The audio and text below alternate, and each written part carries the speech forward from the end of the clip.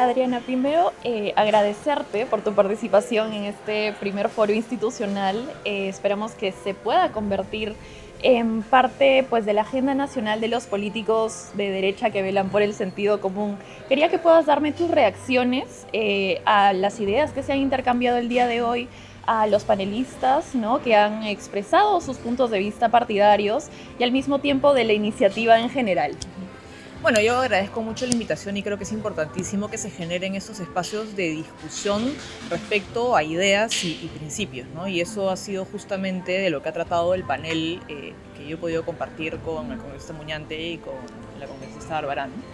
Y hemos hablado fundamentalmente de cuáles deberían ser los principios que inspiren a la derecha y sobre todo a la formación de cuadros políticos de la derecha, ¿no? Y creo que la conclusión un poco de la discusión que hemos tenido ha sido que esos principios deben ser la defensa de la vida, la libertad y la propiedad, y que es en la defensa de esos principios que debemos recuperar espacio político, porque algo que también ha quedado claro de la conversación que hemos tenido en el panel es que se ha abandonado la cancha política. Y el haber abandonado la cancha política ha resultado en vivir una profunda crisis institucional como la que vivimos hoy. Correcto. Adriana, ¿qué mensaje tienes para la juventud que por ahí todavía no se anima a participar en política o no conoce mucho sobre qué es una ideología de derechas, por así decirlo? Bueno, yo les diría, digamos, más allá de la ideología de derecha, creo que las cosas no cambian solas, ¿no? Y esto va un poco conectado a lo que se señalé antes respecto a que se había abandonado la política.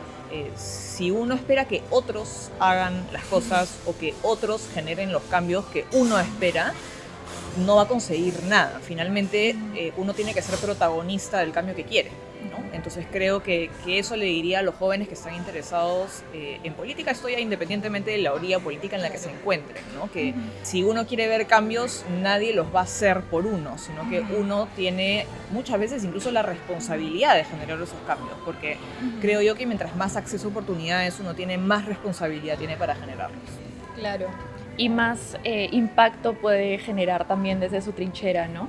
En tu intervención también mencionaste un punto que a mí me llamó mucho la atención, porque usualmente lo que se suele escuchar desde Avanza País es un poco este discurso en defensa del libre mercado, no el gobierno limitado, pero tú has mencionado la importancia de la batalla cultural en un país como el nuestro, ¿no? En el que todavía es una discusión relativamente nueva. ¿Crees que puedas compartir esa reflexión para las personas que verán esta entrevista?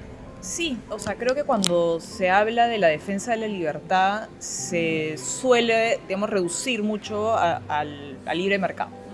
Y creo que es innegable que vivir en libertad y las reformas liberales que se implementaron en el Perú a partir de los 90 han generado un desarrollo económico que no ha tenido precedente en nuestra historia. Pero creo que cometemos un error si defendemos esa libertad únicamente en la medida en que nos ha traído esos resultados económicos. Creo que es importante internalizar la idea de que vivir en libertad es moralmente superior. Y es moralmente superior porque nos permite a las personas, a los individuos, tomar decisiones libremente, hacernos responsables por esas decisiones y a través de ese ejercicio ser dueños de nuestras vidas y dueños de nuestros destinos y no depositar nuestros destinos y nuestras vidas en manos de burócratas en un ministerio. Y creo que el gran reto que tenemos por delante cuando hablo de esto es que vivimos en un país con muchísimas carencias. Vivimos en un país en donde el Estado es absolutamente ineficiente, incluso fallido. Entonces creo que hablar de esta libertad entendida moralmente es sumamente retador cuando enfrentamos una situación así. Claro, sobre todo cuando ya hemos visto evidencia en otros países de que las políticas pues, colectivistas, progresistas, no son el mejor camino a seguir para el desarrollo.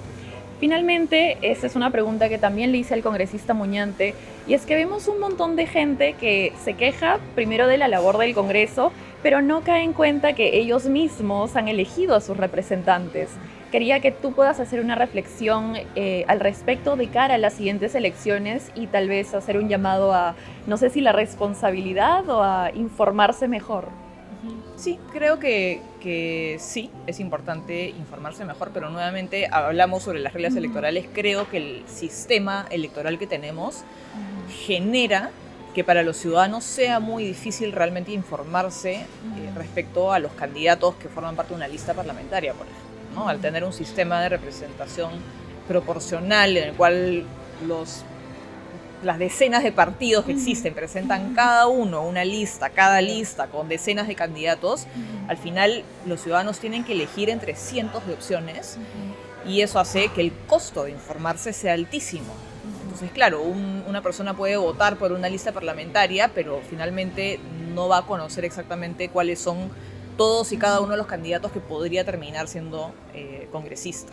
Entonces, creo que sí, digamos, hay un problema de falta de información que creo yo tiene que ser resuelto a nivel de reglas electorales y por eso yo soy defensora del sistema de elección uninominal, es decir, reducir el tamaño de las circunscripciones y que cada circunscripción tenga a un representante en el Parlamento para que los ciudadanos sepan exactamente quién es su representante, el representante sepa perfectamente a quién representa y que además los partidos políticos no tengan que rellenar las listas parlamentarias con un montón de gente que de repente no es la más idónea para esa ley. O con cuotas. Exacto. Finalmente, ahora que mencionaste el tema de quizás una posible reforma electoral, según Datum, un 63% de peruanos no confían en las autoridades electorales. ¿Cómo lees esta cifra y cómo podría el sistema electoral pues, recobrar esta confianza de la ciudadanía? Eso no es algo nuevo, ¿no? Porque cuando se habla de la falta de confianza en el sistema electoral, uno, digamos, se remonta hasta al año 2021, pero yo he podido revisar encuestas en el mismo sentido de hace 10 años y la desconfianza era mayoritaria por encima del 50%. Y creo que las actitudes que se han adoptado desde el sistema electoral no contribuyen a que la ciudadanía tenga, digamos, una relación de confianza, porque no hay, lamentablemente, y esto es algo que yo critiqué mucho en su momento, digamos, una disposición de transparencia por parte de los órganos electorales. Y eso fue, creo, desde mi punto de vista, el problema que tuvimos en la segunda vuelta. Finalmente, si la elección se llevó a cabo limpiamente o no, si hubo fraude o no, no será esclarecido en la medida en que los órganos electorales no estuvieron a la altura de la situación y no dieron cara ni las respuestas que tenían que haber dado, que no eran tan difíciles de dar. Finalmente, bastaba con ir al fondo de las denuncias y de las quejas que se estaban realizando.